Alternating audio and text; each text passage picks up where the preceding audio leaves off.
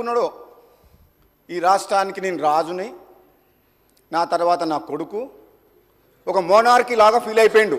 ఎవరు మాట్లాడేది లేదు, నా నిర్ణయం ఫైనల్, మేము ఎవరి మీద డిపెండ్ కాము, మేము భారతదేశంలో అంతర్భాగం కాదు, ఇది తెలంగాణ రాజ్యానికి నేను రాజును అనే ఫీలింగ్లో నిర్ణయాలు తీసుకుండు. నిజంగానే అధ్యక్ష, ఈ నిర్ణయం అయితే, ఈ యాదాద్రి పవర్ ప్లాంట్ నిర్ణయం, కాళేశ్వరం ప్రాజెక్టు నిజం మాత్రం 100% ఆయన ఆలోచన ప్రకారం నడిచింది తప్పితే, ఆయన లేకుంటే ఈరోజు సభలో వేరే వాళ్ళు మాట్లాడతామంటే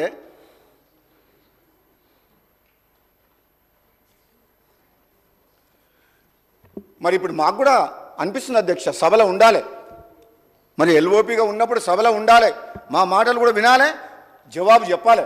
జవాబు చెప్పాల్సిన బాధ్యత ప్రతిపక్ష నాయకుడి హోదాలో ఉన్న కేసీఆర్ గారి మీద, మాజీ ముఖ్యమంత్రి గారి మీద ఉన్నది అధ్యక్ష.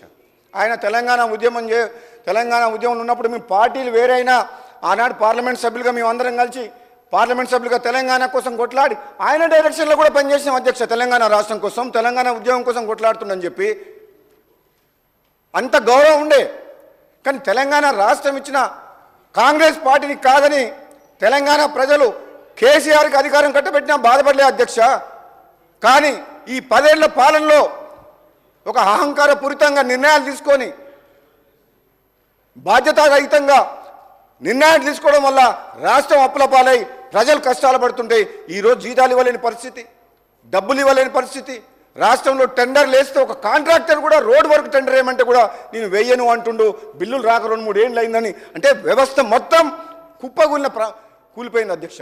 అటువంటి రాష్ట్రం, ఒక మిగులు బడ్జెట్తో ఉన్న రాష్ట్రాన్ని ఒక కాంట్రాక్టర్ లేడు, ఒక డిపార్ట్మెంట్ లేదు, ఏ డిపార్ట్మెంట్లో వేల కోట్ల రూపాయలు బాకీలు ఉన్నాయి. వాళ్ళందరికీ ఏం చెప్పాలి అధ్యక్ష? ఎట్లా నడిపించారు అధ్యక్ష వాళ్ళు ప్రభుత్వాన్ని 10 ఏళ్ల పాటు? ఒక ఫ్యామిలీ రూల్ లాగా వాళ్ళకొక్కరికే పవరు. ఆనాడు ప్రభుత్వంలో ఉన్నప్పుడు మంత్రులు, ఎంపీలే కాక ఐఏఎస్ ఆఫీసర్లతోటి కాలు మొక్కించిన చరిత్ర ఇదా ప్రజాస్వామ్యం అంటే? ఇందుకోసమైనా తెలంగాణ వచ్చింది అధ్యక్ష?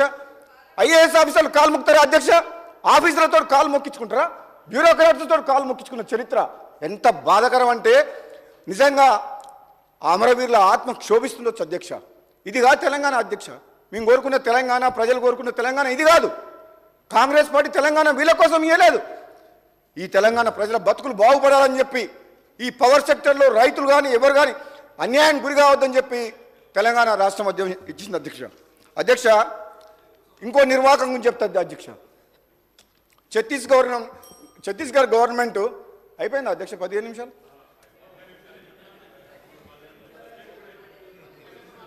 అంటే అధ్యక్ష, వీళ్ళు చేసిన పాపాల గురించి చెప్పాలంటే గంటల తరబడి మాట్లాడవచ్చు. నిజంగా చెప్పాలంటే మాత్రం గుండె తరుక్కపోతుంది అధ్యక్ష, గుండె తరుక్కపోతుంది, బాధ అనిపిస్తుంది.